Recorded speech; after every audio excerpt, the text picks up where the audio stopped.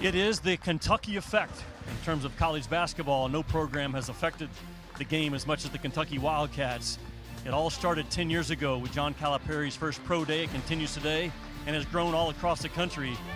John Calipari once again brings in the nation's top recruiting classes. Every NBA team in the country is represented tonight as they get their first look at this 2023-24 Kentucky basketball team. It is a pleasure to be with you from Rupp Arena. I'm Jimmy Dykes, my partner for the night. Kentucky fan base knows him. Jack Goose Gibbons, one of the all-time greats, not just in Kentucky. Oh, man. I mean, they go through warm-ups right now, but a lot of full-court stuff in front of these NBA scouts. Because of the lack of depth, Goose, we're going to see 4-on-4 tonight instead of 5-on-5.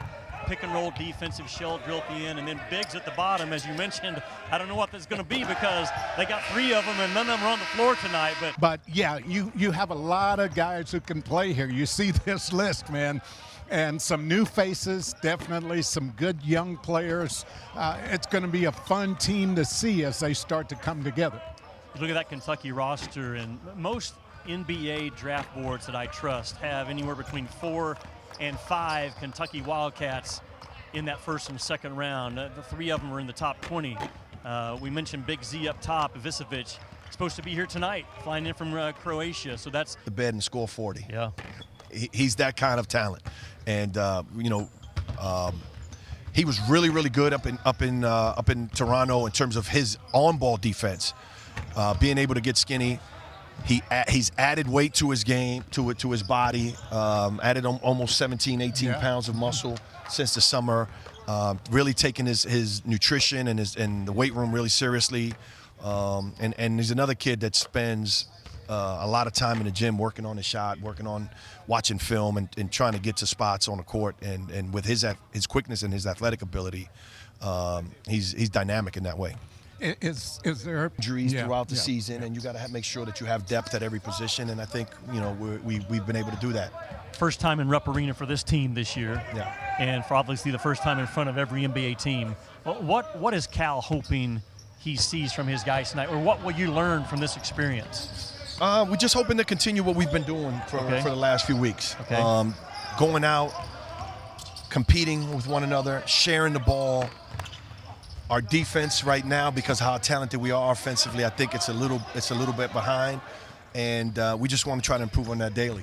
Yeah, don't get distracted by the environment, though. No, I think Goose was saying earlier on, these guys have played in big-time games, and when you get in between the lines and start competing, all the external stuff kind of fades away, and you're focusing on what your job is and what your task is and what your assignments are. What do you think Cal's mentality is? I think Cal approaches every season excited about the young men that we're getting a chance to coach, motivated, and inquisitive about how we're going to have to adjust to be able to make all the pieces work for everyone.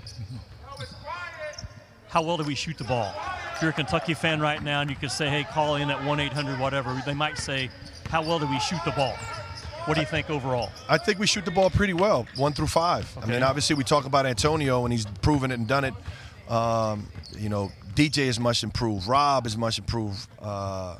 You can just go on down a list. Trade for a guy that's that's a connector. He can space the floor. Reed is shooting and he's been shooting the ball well. Let's talk about Burks just a little bit, because he goes kind of unnoticed with all the other names, and of all the practices I've watched and the games I got to see in Canada, he has been the most impressive to me when it comes to what I was expecting as to what I've seen. Yeah. Well, he's extremely long. He's a gifted scorer, and he can play multiple positions. He can defend multiple positions, which is a plus. He's motored up. What can I say about him? And he plays with a passion and an energy that's infectious to the other guys. More than a capable guy that can go block shots. Yeah, I don't know how we got this far without talking about Adu. Yeah. I mean, there's a guy who can play 4 positions easily, but if you wanted him to go in and guard a 5, he wouldn't back down from that either. He wouldn't. He's a guy that's physically just continued to grow and getting stronger, and literally can play 1 through 5. Coach, I know you're busy. You've been great going through the scouting report of your guys. You know them better than anybody. I thank you for your time. I'm going to let you get back to coaching. Coach Cal's probably got some questions for you. Thank you. I kind of like hanging out with you guys, but I do have to go do my day job. Don't come after my job. No, sir. No, thank sir. You for your time. All right. Thank you, guys. All right. There's the opening segment of Kentucky Pro Day 2023 inside Rupp Arena. As a former player, as a former NBA guy, how do you relate to these players? Not necessarily on the floor, but off the floor as well. It's both on the floor and off the floor, but, off the floor, guys go through a lot, especially being at Kentucky with the pressure, the expectations, and, just trying to get to the league. Every day you're thinking about it, putting a lot of pressure on yourself, just to tell them to take things day by day. Everything's not the end of the world. You have another day, you have another game to play, so enjoy the process. It won't always be there. Just have fun with it. Tyler, you're a terrific guard, so you know the game and you see the game through the eyes of a guard. I think Kentucky's one of their strengths right now is their guard play. How do you see that group overall? What's their strength? Where they need to get better? Just give us an overview of those 4 or 5 guys in those perimeter spots. I think they're all really good. Okay. They're different. They bring different things to the table, guards at a time. And once these guys get to know each other's game, start to gel, I feel like it's going to be a lot of fun. We have a few vets guards, and Antonio, Adu came back this year.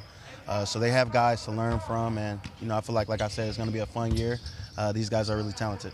Goose mentioned it earlier that you've been at the stage where they're trying to get to. NBA scouts in the building tonight. If you could go back and talk to the 2014 Tyler Ulis, what would you tell yourself? Just don't take everything so serious. Okay. This is a marathon, not a sprint. Take things slow day by day. Enjoy the process, and just like I said, have fun with it. Don't take it as serious. It's still a game. Orlando, just talk to us a little bit about this team being somewhat behind on the defensive end of the floor. We haven't put as much time in. Speaking of those guards, because you were great on the defensive end, and we know that's where it starts with that point guard and how you defend. Are these guys buying into the defensive side of the game? Yeah, definitely. They have no choice with coach, but I feel like the defense is about effort, and these guys give effort. They really want to make it. They're in the gym all the time, so once we put the principles in, once they start learning things, most high school guys aren't used to having to be a lockdown defender on the court, but these guys are accepting it, accepting the challenge, listening to what we have to say, and giving their all. Tyler, as you watch this, our last question for you. You played for Cal. You're now a student assistant for him. What's a non-negotiable with John Calipari in his program? Defense and playing with the team. Because, Kentucky, we have, 4 or 5 All-Americans. So, most guys are going to other places and they're dribbling 20 times. But, here you have to buy in to the team. Like we had guys, Devin Booker never started. He never played over 25 minutes. Isn't that amazing? It's insane to think about. Him and Carl averaged 10 points a game. But, we all shared the wealth and, we all benefited from it. Man, thank you so much. No It's problem. really good to see you. Appreciate you. Thanks for having me. Yeah. Thanks, mate.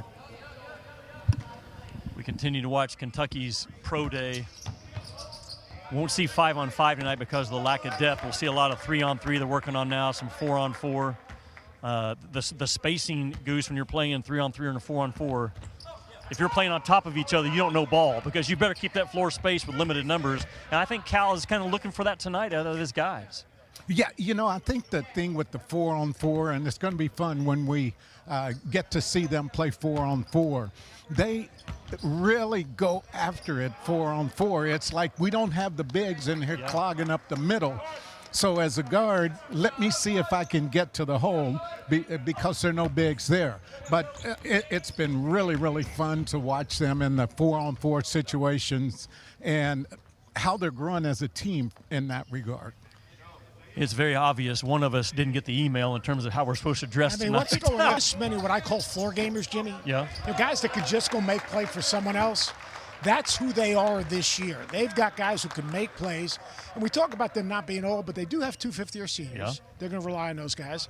And then they got 21 feet of post guy that if they can get healthy and if they can buy in, I think the hardest thing he's got to do, and I'd like to ask you guys this, he's got to coach 2 different teams. The next 5 weeks, he's coaching one team.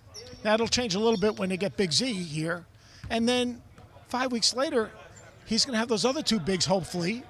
And now it's a totally different team with different lineups. And that's about the time you're getting ready for league play. So I think they're talented. I like their guard play, and I think they got guys who can make shots. And then just think about it. They went up to Canada, and they had to play small ball because Ugonna went down.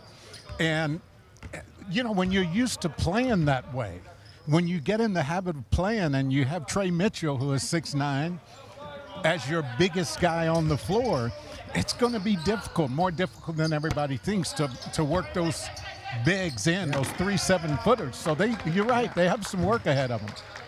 Coach, Kentucky's in a league right now, the SEC, and you and I have been going around and watch practices. I legitimately think this is a league that we could be talking about 9, maybe 10 NCAA teams. That's how good this league is. You see the SEC standings from last year. Alabama's not going to go away. They got too many dudes that they brought in. Texas A&M with 4 of their 5 starters back. You see Kentucky. I saw Missouri last week. They're going to be picked 10th or 11th. No way. They are taking, I think, a step forward.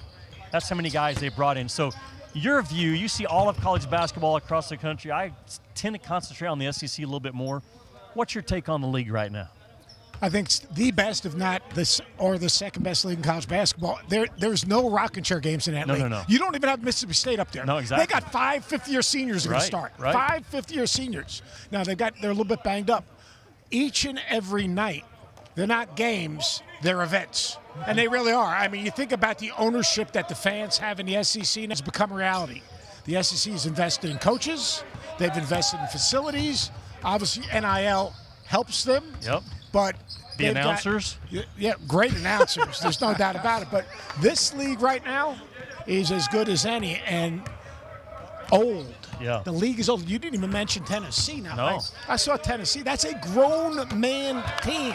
It's not just Vescovy. It's not just, Josiah James. That's a mature physical team. So, I think they're going to do great damage in the non-conference, and I think this is a team. I agree with you.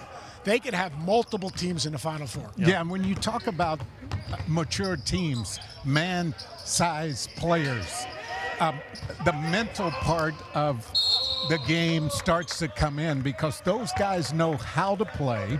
They know how to study a scouting report. So when you talk about Rob Dillingham coming in and you might need to be physical with him and all of these things that's going to be said, those are the kind of teams that know how to execute those game plans. Goosey, the other thing is those teams also know that you play in this league, you're going to get punched in the face. You're going to lose a game. You might lose 2 games. Older guys understand it. That's part of it. These young guys, they haven't lost a lot of games. They've come in from state championships. They haven't had to go on the road and go, Starkville. Oh, yeah, Starkville. Yeah. They don't understand yet that Cal talks about recruiting, that, Kentucky's the biggest game on everyone's schedule.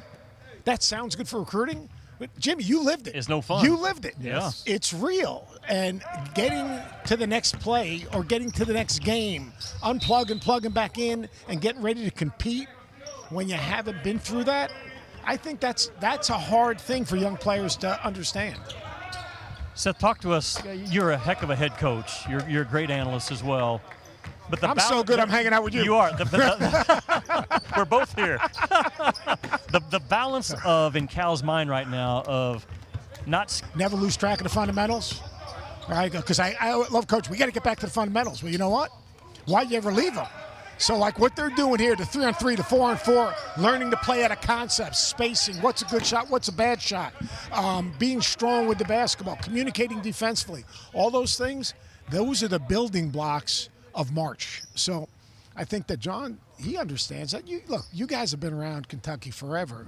His teams are always better. As a coach, and just kind of piggybacking on some of the stuff you just talked about, how do you make sure that the players understand that a Kansas is the same as playing XYZ University that no one's ever heard of? How do you get into the minds of the players? And these guys are used to the bright lights, man, but you have to make sure they understand. Like you said, you can't win a championship in November, but keep them on an even plane if you can. Yeah, I think you are your habits, and you develop habits every day, how you practice. The hardest playing, toughest team finds a way to win. You've got to be that team every single night. I don't care who you're playing. And it starts right here. It starts in practice. How you practice, your approach. Your investment equals your expectation. So if you expect to be a championship caliber team, then you've got to be that team each and every day. That's how you got to live your life. The commitment. 3 points. He averaged 22. I averaged 1. Oh, But it still doesn't matter, right? It doesn't matter. So, Dwayne, you went on from here and a long time head coach in the NBA with Minnesota, Toronto, Detroit. Now you're with the front office of Detroit.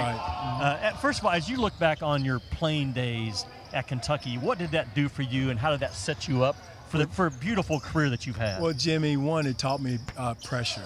You know, there's no pressure in the NBA like the pressure it is to perform and win here at Kentucky. That's what first playing and then coaching here allowed me to withstand the pressure of the NBA. But there's nothing like the pressure of coaching here and playing here at the University of Kentucky. Dwayne, as you watch a team like you're watching tonight, I know you can't comment much, but what do you look for? Because I know you've been to other pro days at other places. What, as an executive, trying to build a team, what kind of stuff do you look for? Well, one, I look for how a guy performs, how he interacts with his teammates. You know, first of all, you look at talent. But then all the little things, you know, does he talk to his teammates? Does he talk on defense? Does he help his teammates out? Does he make the right basketball play? All the nuances of the game, you know, because we wouldn't be here looking at them if they didn't have talent. Right. So that's why I look for being an executive, because hopefully I feel like I know what we're looking for in Detroit. We have a good young core, but there's other pieces that we're looking for, and that's the first thing I look for when I look at players. All you coaches are the same, man. You talk about defense, and that is just a small fraction of what you guys look for. No question. One thing, too, that's a misnomer. You know, you look for shooting, yes, but if a guy can't defend at all, then off the floor, does he look his coach in the eye? When the coach gets on him, what's his body language? All those little things are very important, other than the talent. Coach Cal actually told his guys today, you'll like this. At the end of practice, he circled up. He said, here's some things I'm looking for and things that the NBA scouts will be looking for.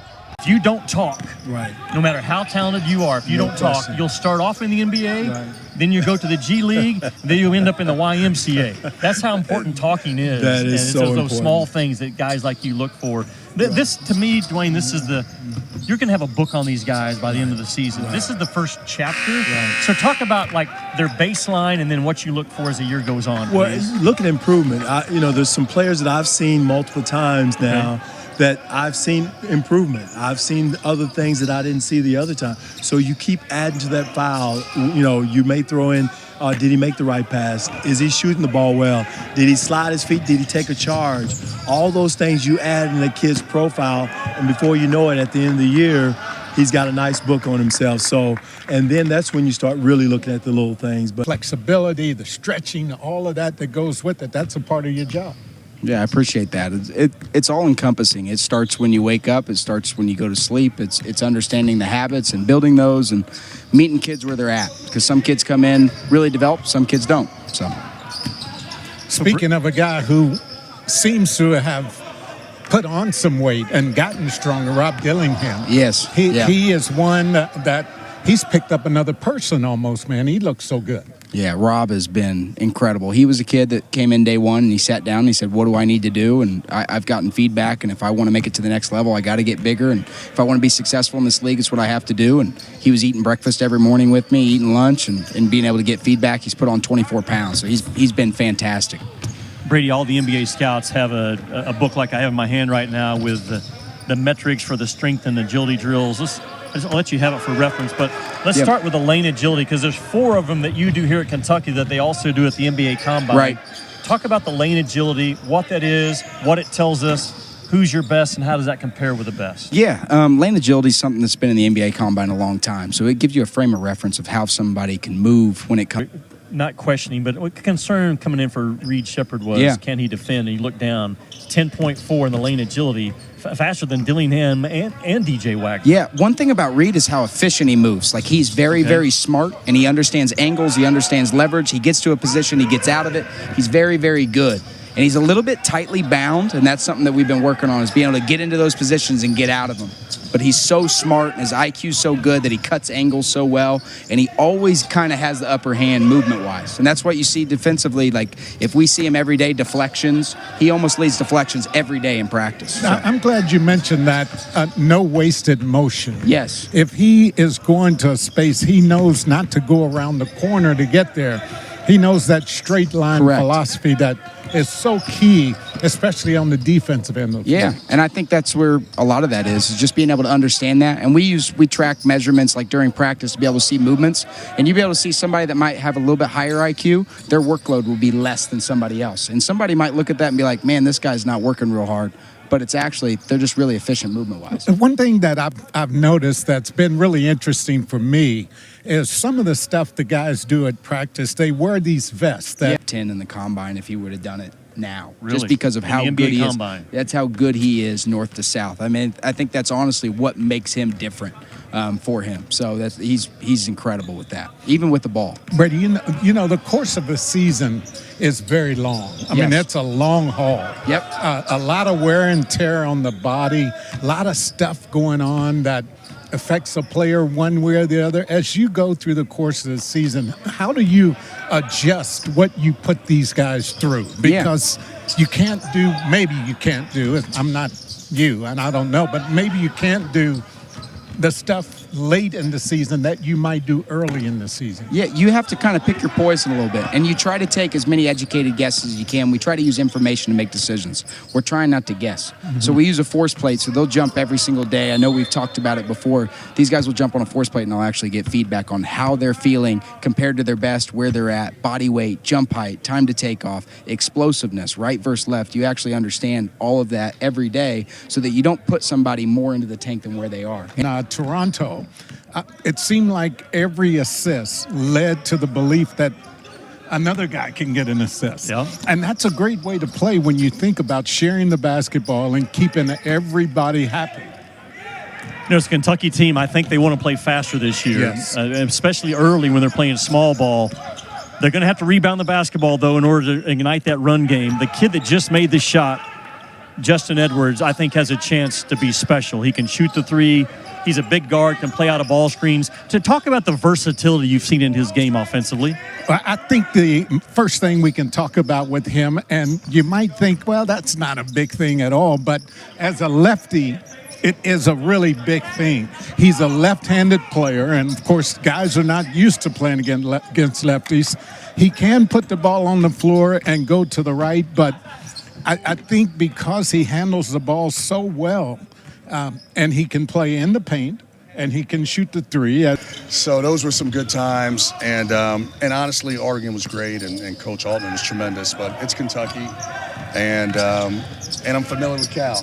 You know, Orlando Antigua and I went to high school together at St. Raymond's in New York City. I've known Chin for a number of years, and I worked for Bruiser Flint at UMass and Drexel. So it's like coming back home for me. That's one of those. This program is known as the family. Yes. And what you've just gone through kind of tells us a little bit as to why. But I think the fact that you are so familiar with Coach Cal definitely has to help the players because they're hearing the same thing from a couple of different mouths. You know, I got a good feel for Coach Cal. Like I said, I spent years with him at Memphis, and then we get the group we have today. But we do have to have some vision when the 21 feet come, and that'll change a little bit. But I think our attitude and unselfishness will not change regardless of if it's a small ball group or a bigger lineup. I think that will be consistent throughout the year, unselfish play. How good can they be on defense? I know you haven't worked on it quite as much yet. Right. But you're going to have to defend. Absolutely. You talked about the SEC and how good it is. How can this team defend? I think they've got really good instincts. I think they've got really good defensive IQ. And I think I'm stating the obvious. When you add 3 7-footers, the court absolutely shrinks. So you got rim protection. You can now become more aggressive on a perimeter defensively, knowing that there's a 7-footer behind you protecting the rim. Single day, you don't understand the magnitude of Kentucky. And there's just not enough hours in a day. And he manages to coach the team to interact with the fan base, to spend time with the coaches so we know we're on the same page, and then charity work. I don't want to get into his personal business, but I know for a fact that he's committed. Him and Ellen have committed their lives to helping others throughout the years, every place they've been at. Now tell me this, because you were with Cal at Memphis. Yes. You've known him all your life. Now you're back here with all your basketball life. Now you're back here with him now. Is he the same guy now that he was then? Is he was he more tightly strung together back then? I don't know. Is he? You know what? He's got more energy for a guy who's been a head coach as long as he has been, particularly at a place like this, which Kentucky's such a overwhelming place at times. His energy level's through the roof. His enthusiasm for the kids is through the roof. So that has not changed. Mm-hmm. I think at times, maybe gets a little impatient, with some of the actions and execution. But for the most part, really, he's been unbelievable. I can't believe the energy that he has. He wakes up every morning ready to go. So a guy that's not here yet tonight is Zvonimir Ivisic, I think is how you say it. Big Z. Big Z. We none of us have put our eyes on him actually yet, other than just watching the highlight clips and things that we've seen from his European days. What do you see from him coming in? What do you think he'll be for Kentucky? He's a unique player because of his size and skill set. He's got the ability to rotate over, block shots from the weak side, and then once he blocks that shot, he can quickly transition to the offensive end, which is a really hard thing to do. Yeah. And I think that's what makes this league really challenging for opposing teams. You can go from defense to offense quickly, and I think that's going to be a big key for us, especially early on as he tries to learn what we do offensively. He still can rebound, protect the rim, and run and get easy baskets in transition until he can catch up to what we're doing offensively. He'll make an impact that way. Talk to me a little bit about this 4-on-4 drill and what you try to get from players in this form. 5-on-5 we haven't been able to see, but what are you looking for? We want to get paint touches. We want to drive the ball, get to the paint, collapse the defense, and then make the extra pass. Mm-hmm. So as the practice is going on or the scrimmage is going on, you'll hear multiple players yell, one more. We want to get paint touches, make an extra pass, collapse the defense, force the rotation, and we think we've got some pretty good guards that can make plays off the bounce. So if we can get the defense to rotate, good things will happen. Coach, just talk about your schedule. It's challenging when you look at Kansas in the non-conference, North Carolina, Gonzaga. You see they're on the side right now talking. But that's the expectation of Kentucky, and the expectations, we've talked about it all evening long, for the Kentucky fan base is to hang another banner. Do you guys feel that just outside pressure on a day-to-day basis here? Cal's been great in terms of shielding, I think, our kids and us from it. Obviously, we are aware that we're at Kentucky. We play some of those games in a non-conference to prepare us for the SEC because the expectations at Kentucky are so high. So we try to prepare ourselves by playing the Carolinas, by playing the Kansases of the world, the Gonzagas of the world. And if you can win a few of those games, I think it's a pretty good indicator moving forward. Coach, thanks for your time. Thank you so much. So appreciate you guys. Welcome to Lexington. Thank you so much. All right. We keep moving on. There's the NCAA National Championship banners. Will they hang another one this year? We'll be back. We kind of specialize in the mental wellness area, but that's kind of what I've been on, and then some real estate activities too, some projects that I've been doing with. But just getting back, expanding in other areas, spending time with my family, and enjoying Kentucky. Really interesting how so many of the former Kentucky players, myself included, wind up back in the Lexington or in the state of Kentucky in this area. What's so special about here that makes a guy like you who traveled the world all around the NBA, makes you want to come back and be a part of this community? For me, a lot of friends and family here. I'm from an hour away, but it's real peaceful here, man. It's just a nice place to raise a family. Good food. It's not too big. It's not too small. I think it's just a great location. You know what I mean? It's enough to do. There's good school systems around here. It's not much to worry about. I think it's just a great overall place to live. Have you thought about running for mayor? Like you either that or the Chamber of Commerce, man. You are all in on Lexington. I love how you talk about this place. Hey, No, couple of weeks getting in condition, you'll be able to do it, man. It'll take me more than a couple weeks. I'm making the proclamation right now. The next governor of Kentucky, Darius Miller. Darius, thanks for joining us, man. Appreciate it. Hey, we'll be back to wrap this Kentucky Pro Day up as Reed Shepherd eyes the rim. He sees a big one most of the time when he shoots it. We'll be back. Guys, terrific. Loved it. Short-handed. One guy's misery. And you hurt his ankle. What did Joey come in and do? He made every shot. They all want to know who's 20. Who is 20? Yeah. All right, so for all the coaches, the guys want to come around and say hello to you, so they'll kind of walk around. The practice tomorrow will be at the craft of our facility on campus. Probably going to be about an hour 45, 2-hour practice. We're a little short-handed, and the guys are really getting better passing it, and we appreciate you being here. The guys who are staying, we'll see you at craft. Thanks, fellas. Thank you. Thanks, Matt. Go around and make sure.